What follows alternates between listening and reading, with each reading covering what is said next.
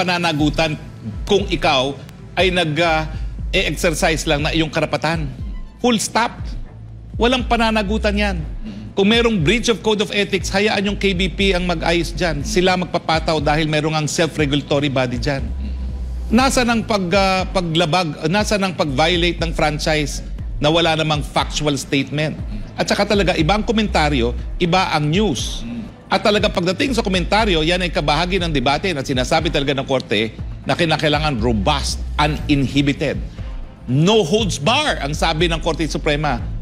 Kinakailangan lahat ng debate dunguon sa paggagasta ng pondo ng speaker, no holds barred. Dahil yan po ay para sa kapakanan ng publiko. O bakit nyo susupilin, di ba? Yun ang ibig sabihin ng robust, uninhibited na nasa desisyon po ng Korte Suprema ng Pilipinas at ng Estados Unidos.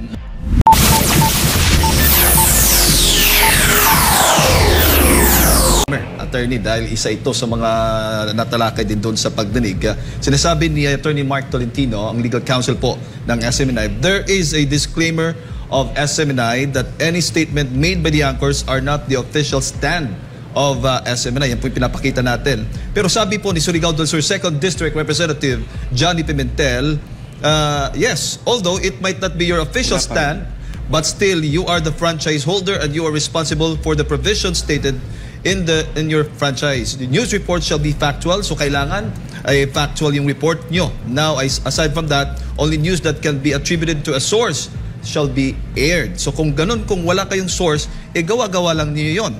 So in short, it is very clear na ginamit lang yung SMNI to have a smear campaign against Congress. Ay ang dami yung violation. Broadcasters Code, yung Section 4. So that is why I insist that this committee should call or invite or require the attendance of two anchors yan. Kaya after that, tinawag yung dalawa anchors, si Ka Eric at si Doc Lorraine Badoy, attorney. Well, kaya nga po yan yung talagang sinasabi ng Chavez.